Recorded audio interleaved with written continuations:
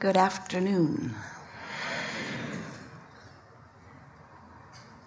We are extremely pleased that we are all here for co-creating at its best. Yeah. You know what you are up to right now? Have some things you want to talk about? Oh, no one has anything. So you're ready to go. No warm-up required. So you do understand how this works. That we are a collective energy, physically and non-physically intertwined, and that what's on your mind matters, and that we know what it is. So just relax and trust the perfect unfolding, yes? No angst about you being the seat in the hot seat. Just knowing that whether seat is in the hot seat is the perfect seat to be in the hot seat, yes? All right. A little more chilling required. Nothing is off limits. Oh, Abraham and Esther, I'm so grateful. I'm on this cruise to simply show my eternal gratitude to you, and so much love and kindness coming from you. I just want you to know that your words have reached to all the races, all the languages. I'm here if I can convey my gratitude to you, and my mission on this cruise is already accomplished. So thank you so very much. And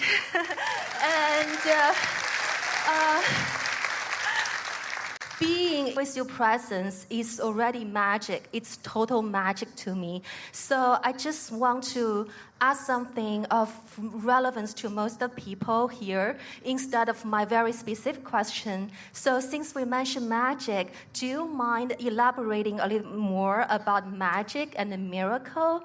Because I committed this year as a year of magic to myself, and I believe this cruise is a launch of my wonderful trip to magic. But when people think about magic and miracle, we always feel they're a couple of steps away still from us. At this stage, we can feel very good about ourselves, but in order to advance further, so we really need to aiming higher and higher. So how do we feel? Would you mind elaborating about the concept of magic and miracles? And also, when I talk a miracle, there's a book called A Course in Miracle. So obviously, there's a difference between the miracle explained in that book and the magic it seems you are talking about. So is there a difference between this magic and miracle, and how everybody can live a life of pure magic and miracles? We're happy to have this conversation, but before we move forward into the subject, it would be of value for us to present our definition of these words that you are using, because in the word magic, there is an element of something outside of me positively affecting me, which is not what we teach.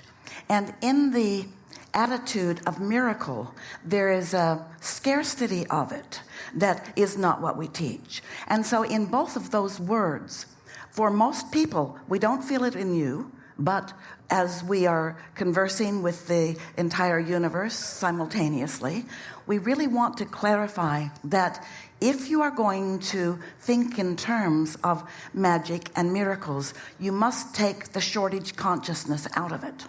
It is not a miracle for law of attraction to respond to you, and it's not magic either.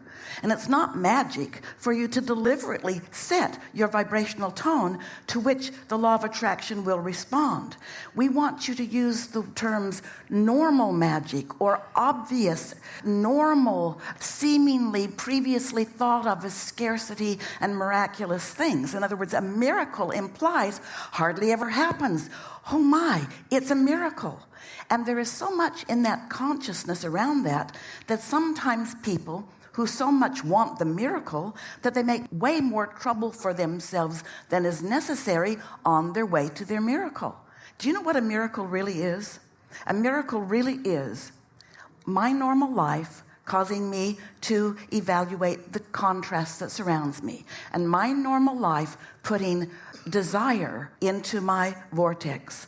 But then my normal thoughts holding me apart from it and holding me apart from it. So I want it, but I'm apart from it. But I want it, but I'm apart from it. I think about it sketchingly, but mostly I think in opposition to it.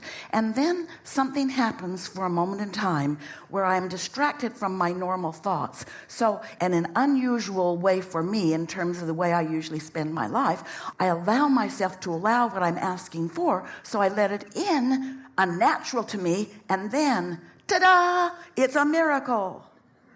And we say, no, it isn't a miracle. It's a lapse in normal resistant thoughts. So we know this isn't where you were going, but the headline that we would promote is, a miracle is a lapse in my normal resistant thought.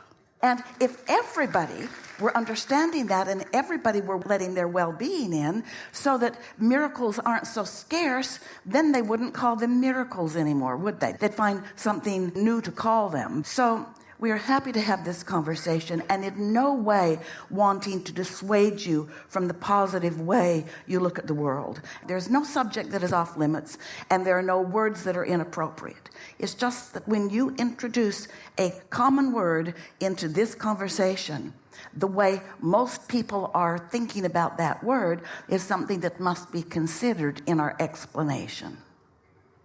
Okay with you? Thank you. Thank you so much. I love you. Thank you. Thank you. Thank you so much. Very nice. We want to ask you, did she feel reprimanded, or was that a clarification? Was it a valuable conversation? Yes. For sure, for sure, for sure, for sure. Right here.